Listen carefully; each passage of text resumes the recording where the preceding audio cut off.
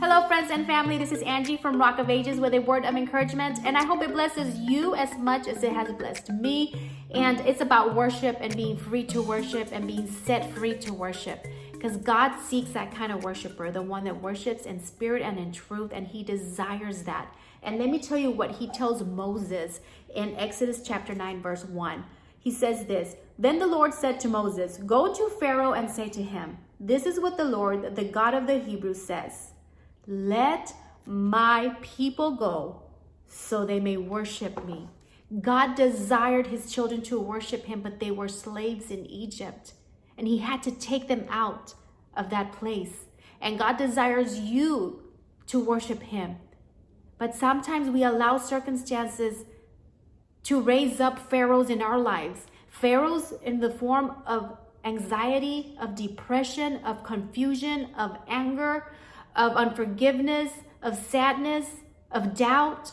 And they hold us down and they keep us in bondage, and then they don't allow us to completely worship the Lord in spirit and in truth because we're held down by it. But I want to remind you that God spoke again when He sent Jesus to this world to die for you and for me.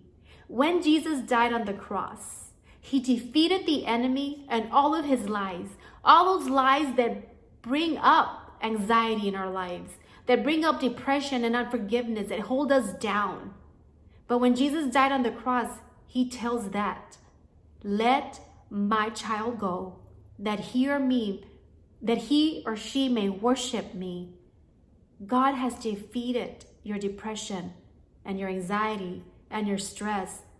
He has set you free so that you can worship Him completely in spirit and in truth.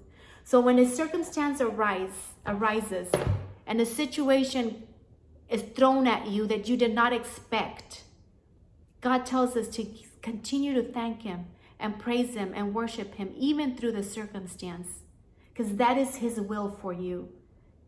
1 Thessalonians 5:18 says this: "Give thanks in all circumstances, for this is God's will for you who belong to Jesus Christ."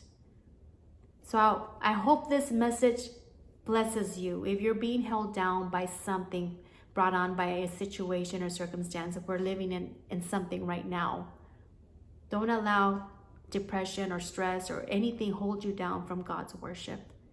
Know that you've been set free from that, and that you can completely worship Him in spirit and in truth, because that is what He desires for you.